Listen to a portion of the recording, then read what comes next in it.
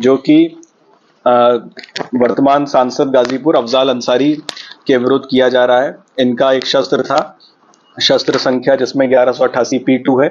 इसकी जो पत्रावली है वो शस्त्र लिपिकों के साथ मिली भगत करके अभिलेखागार से गायब कर दी गई थी ताकि इस शस्त्र को ट्रेस ना किया जा सके। और इस पर जो राइफल परचेज की गई थी उसका भी डिटेल इसमें दिया हुआ है और उसकी भी स्थिति इस कारण से ज्ञात नहीं हुई क्योंकि वो पत्रावली गायब की गई है। तो इसके संबंध में मुकदमा पंजीकृत किया जा रहा है। इसमें यही हुआ होगा कि जो शस्त्र इस तरह से गायब किए गए वो शस्त्र इनके ही गैंग में लगातार इस्तेमाल होते रहे और कागजी हेरा फेरी करके इन लोगों के द्वारा उसको बेचा हुआ दिखाया गया, जबकि असल में वो बेचे नहीं गए थे। तो इसके संबंध में आज एक मुकदमा पंजीकृत किया जा रहा है। आने वाले समय में अगले कुछ दिनों में इस गैंग के अन्य लोगों के ऊपर भी और भी मुकदमे इसमें पंजीकृत किए जाएंगे। देखिए, लगातार IS 191 गैंग पर प्रभावी कार्रवाई प्रदेश में की जाती है और जनपद गाजीपुर में भी विभिन्न स्तरों पर यह कार्रवाई की गई है।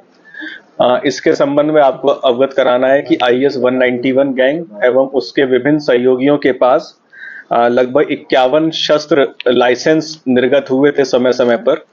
उन पर लगभग 145 शस्त्र चढ़े हुए थे।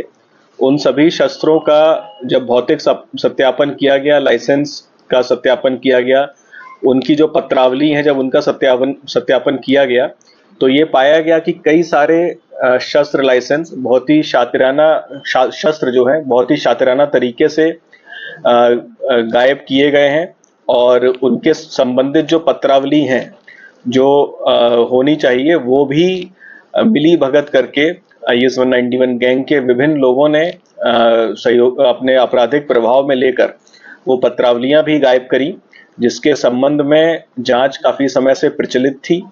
उसको और गहनता से किया गया। इसमें DIG सर के भी द्वारा काफी दिशा निर्देश इसमें दिए गए थे, उनका सबका अनुपालन करते हुए और DM सर के साथ भी पूरा डिस्कशन करते हुए विभिन्न चीजें इसमें देखी गई और उसको देखने के उपरांत कई सारे प्रकरणों में ऐसा पाया गया है कि जानबूझकर शस्त्र गायब किया गया है और उसको अपने ही गैंग में असल में उसको यूज किया गया और कागजों में दिखाया गया कि उसको बेचा गया है, लेकिन उससे संबंधित दस्तावेज नहीं मिले और जब हम लोगों ने उसको गहनता से ट्रैक किया तो उसमें हमें पूरा ट्रेल भी हमें नहीं मिला।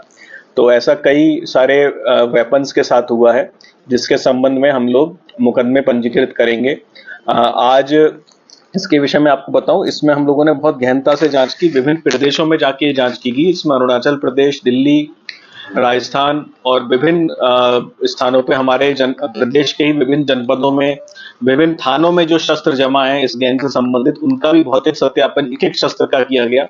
बहुत ही कठिन एक्सरसाइज थी जिसको SP सिटी, SP RA साहब की टीम ने हमारे सभी COs उसमें सम्मिलित हुए और बहुत ही गहनता से ये जब जांच की गई तो इसमें आज हम लोग ने पहला मुकदमा इसमें पंजीकृत किया जा रहा है जो कि वर्तमान सांसद गाजीपुर अफजाल अंसारी के विरुद्ध किया जा रहा है। इनका एक शस्त्र था, शस्त्र संख्या जिसमें 1188 P2 है।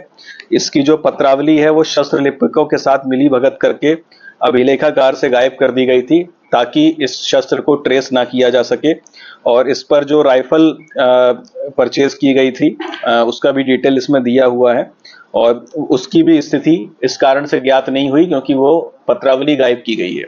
तो इसके संबंध में मुकदमा पंजीकृत किया जा रहा है।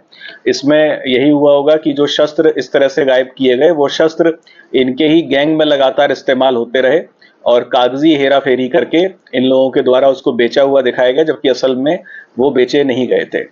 तो इसके संबंध में आज एक मुकदमा पंजीकृत किया जा रहा है। आने वाले समय में अगले कुछ दिनों में इस गैंग के अन्य लोगों के ऊपर भी और भी मुकदमे इसमें पंजीकृत किए जाएंगे। यह समय सर प्रमुख रूप से कहाँ इस्तेमाल किया जाता है, किस तरह कोशिश की जाती है? देखिए, गैंग का लंबा आपराधिक इतिहास रहा है। विभिन्न गैंग के मेंबरों ने लगातार आपराधिक कृत्य यहाँ पर किए हैं पिछले कई दशकों में, पूरे प्रदेश में, जनपद गाजीपुर आसपास के जनपदों में एवं पूरे प्रदेश में भी।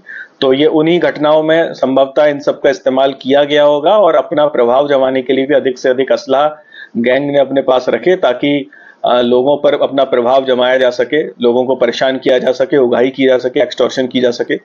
तो उसी के क्रम में ये कार्रवाई स्टार्ट हुई है जैसा कि मैंने आपको बताया, सत्यापन की कार्रवाई हमारी लगभग पूर्ण हो गई है।